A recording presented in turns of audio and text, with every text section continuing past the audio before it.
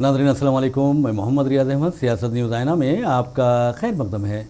नाज़रीन, आप अच्छी तरह जानते हैं कि आज 57 पार्लिमानी हलकों में आखिरी मरहले के तहत रायदही का इनेकाद अमल में आया। इसके साथ ही आम इंतखाबात 2024 का इनेकाद अमल में आ चुका है। और आपको बता दें कि 4 जून को राय शुमारी होगी, यानी वोटों की गिनती होगी, और 4 जून को ही नताइज का ऐलान कर दिया जाएगा। वैसे भी नाज़रीन, आपको बता दूं कि जहां तक आसार व क़राइन बता रहे हैं, उसके तहत वज़ीर-ए-आज़म नरेंद्र मोदी और अमित शाह के बारे में कहा जाता है कि वो इन नताइज को, यानी इम्कानी नताइज को लेकर काफ़ी परेशान है। बहरहाल हम एग्जिट पोल के बारे में आपसे बाद में बात करेंगे अपने दूसरे प्रोग्राम में, लेकिन जहां तक खबरों का सवाल है, 57 पार्लिमानी हलकों में आज आखिरी मरहले के तहत, यानी 7वें मरहले के तहत रायदही का इनेकाद अमल में आया है। मुल्क की 57 पार्लिमानी नशस्तों पर रायदही के साथ ही आम इंतखाबात 2024 के 7वें मरहले का इख्तिताम अमल में आया। अब तमाम सियासी जमातों के साथ साथ मुल्क व बैरून मुल्क में ख़ास व आम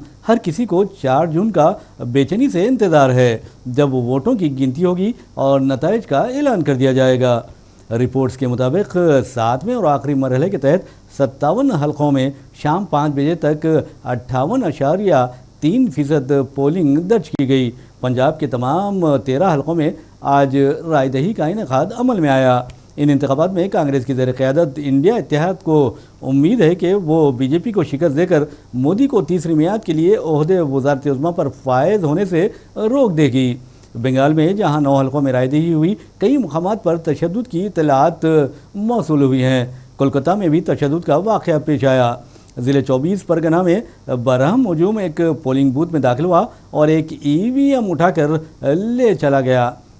एक बरहम हजूम पोलिंग बूथ में दाखिल हुआ और उसने एक EVM उठाकर उसे तालाब में फेंक दिया।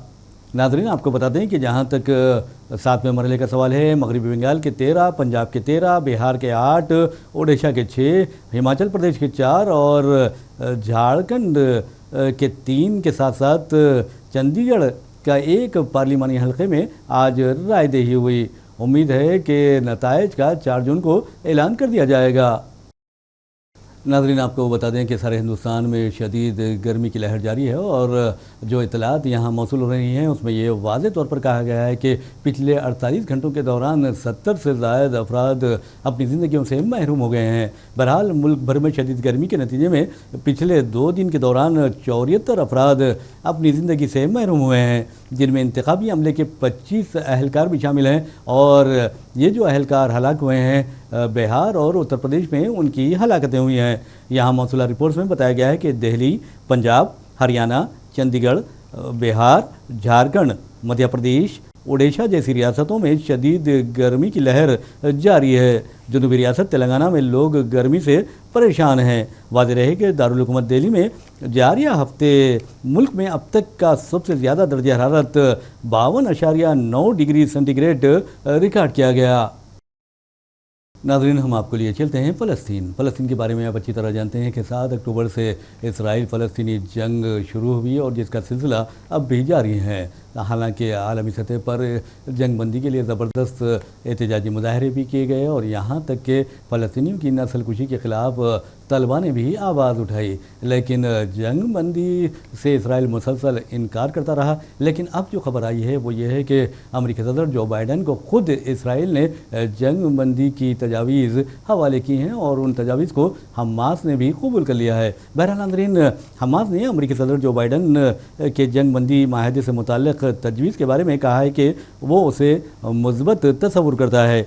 यहाँ इस बात का तज़किरा ज़रूरी होगा कि 8 माह से जारी इसराइल फ़लस्तीनी जंग में ज़ायद अज़ 36,500 फ़लस्तीनी शहीद और तकरीबन 83,000 ज़ख्मी हुए, जिनमें ख़वातीन और बच्चों की अक्सरियत शामिल है। वाज़ेह रहे कि अमेरिकी सदर जो बाइडन ने गज़ा में मुस्तकिल जंगबंदी और इसराइली फ़ौज के तख्लिये के लिए नया जंगबंदी माहदा तजवीज़ किया, लेकिन ये माहदा हकीकत में इसराइल की जानिब से पेश किया गया है। इसराइल ने यह माहदा अमेरिका को पेश किया और अमेरिका ने उसे सालिसों के ज़रिए हमास तक पहुंचा दिया। अमेरिकी सदर का इस तजवीज़ के बारे में कहना है कि इसराइल की ये नई तजवीज़ एक पायदार जंगबंदी और तमाम यरगमालियों की रिहाई का रोड मैप है। उन्होंने ये भी कहा कि ये वक्त اس جنگ کے ختم کرنے کا وقت ہے۔ دوسری طرف اسرائیلی وزیر اعظم نیتن یاہو نے بائیڈن کو جو منصوبہ پیش کیا ہے اس کے ایک حصے کے طور پر حماس کی مکمل تباہی پر اصرار کیا ہے۔ امریکی صدر کے مطابق مجوزہ جنگ بندی معاہدہ 3 مراحل پر مشتمل ہے۔ پہلا مرحلہ 6 ہفتے طویل ہوگا جس میں مکمل جنگ بندی ہوگی اور اسرائیلی فوج غزہ کے آبادی والے علاقوں کا تخلیہ کر دے گی۔ پہلے مرحلے میں خاتون اور ضعیف اسرائیلی یرغمالیوں کی رہائی عمل میں آئے گی اور اس کے بدلے بے شمار فلسطینی قیدیوں کو قید سے آزادی ملے گی۔ پہلے مرحلے میں ہی فلسطینی نہ صرف واپس ہوں گے بلکہ غزہ میں اس دوران یومیہ 600 امدادی ٹرکس کو داخل ہونے کی اجازت ہوگی۔